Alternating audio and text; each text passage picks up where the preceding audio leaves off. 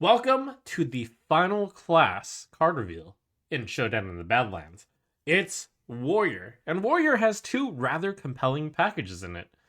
The first one is Excavation Package, and we start off with Slagmaw the Slumbering, a 4-mana 16/16 Elemental Beast, Rush, Taunt, Dormant for 8 turns, Excavate to awaken 2 turns sooner.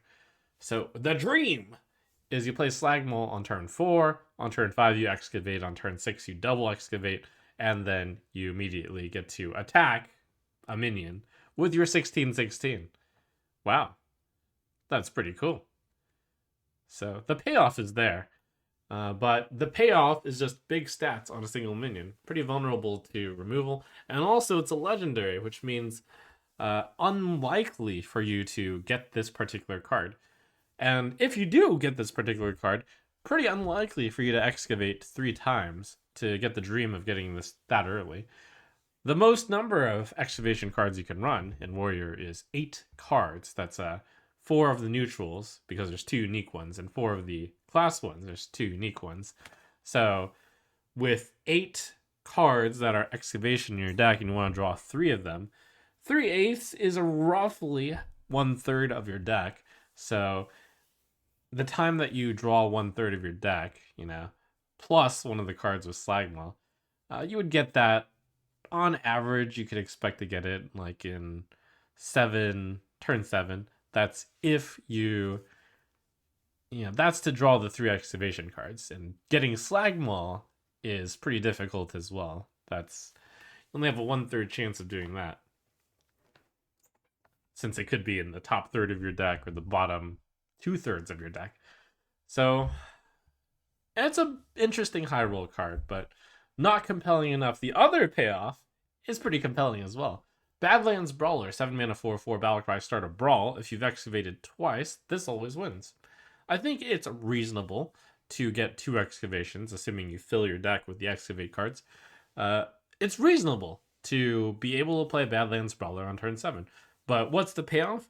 The payoff is you manage to clear the board and you start with a 4/4. That is good.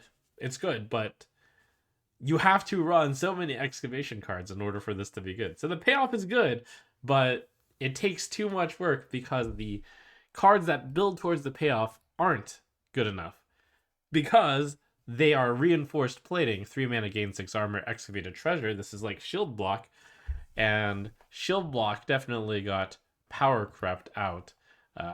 Shield Block being the 3 mana, gain 5 armor, draw a card. I said draw a block.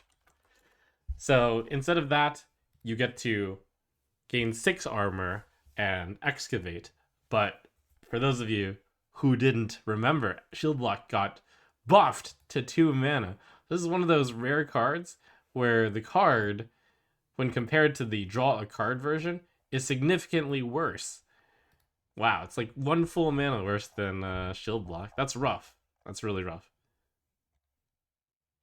The other payoff card is an Execute-like card.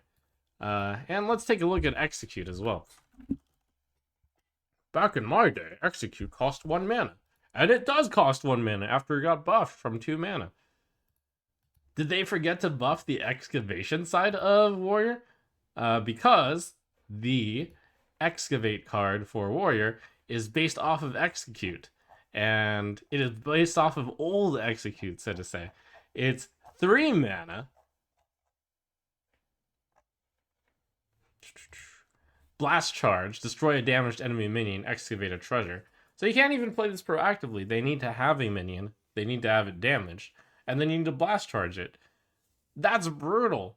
There is one more payoff for Excavation, and that is the Azurite Ox, which is actually an insane Excavation treasure.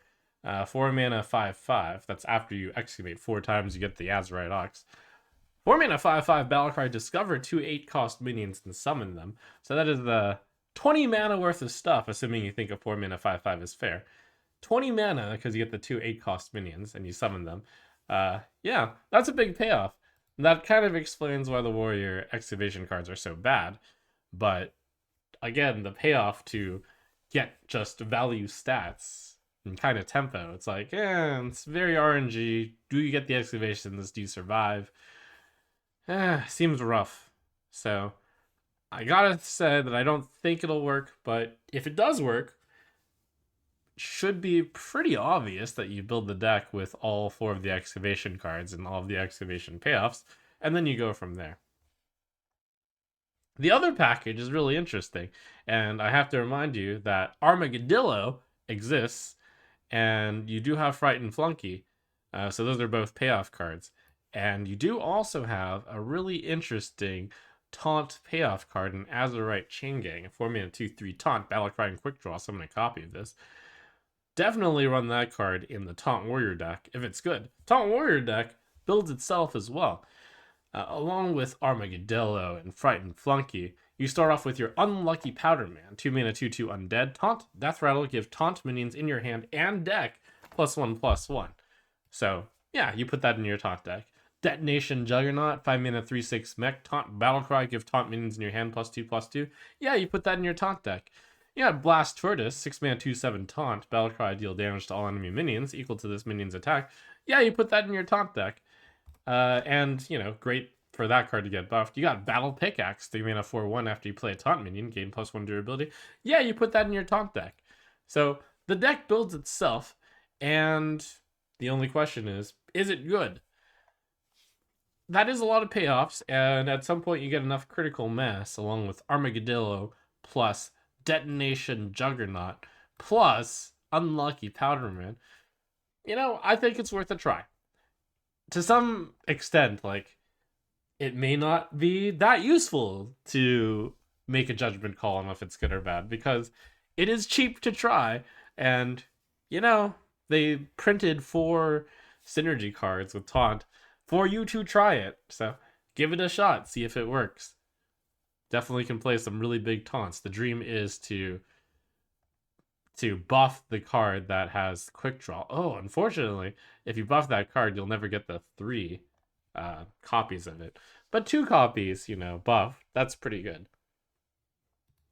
And then you got some extra cards here. You got Misfire, 2-mana, deal 3, 2, and 1 damage to a random minion. 2 random minions. Quick Draw, choose the targets. So cool Quick Draw effect, but it's once again the usual, it's a reactive card which has a Quick Draw, so that's tough. You'll often draw this card when you don't need it. And 2 mana to deal 6 randomly. Not bad. You could hit your own minions, but you're probably playing a control deck, so you're probably only hitting enemy minions. But it's very hard to aim the 3 damage at the right thing. You might deal the 3 to the 1 health guy, and then the 2 to and the 2 and the 1 to something that can't kill off something. Seems like not very reliable. Haha, that's the point. Not very reliable removal.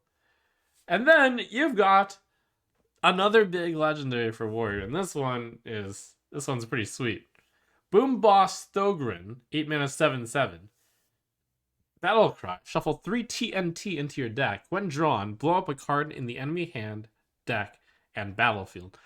Wow, that is some disruption. The TNT is just essentially a card that you might randomly draw when you're drawing cards from your deck. So it's good. It's definitely a lot like Patchwork. So Warrior and Blood Death Knight get to be quite similar with each other, with the idea to outcontrol the opponent and to have some disruption in the deck so you don't lose to the combo deck, or so that you have a chance against the combo deck if the TNT blows up their key card. Very cool.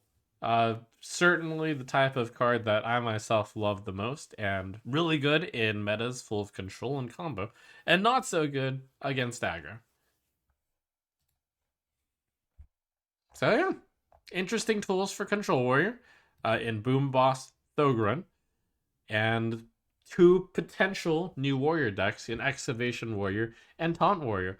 I personally don't think that it'll work, but the packages are clearly there for you to try. And to some extent, if the deck is so obvious on how to put together, yeah, you put all the taunts together in a deck. You play it looks like it'll be a mid-range deck. You play them out, and you see how well the cards work together when you buff. You see how consistent it is for you to get the excavation payoffs and for it to be a big deal. And my suspicion is that not good enough, but hey, could be good enough. Alright.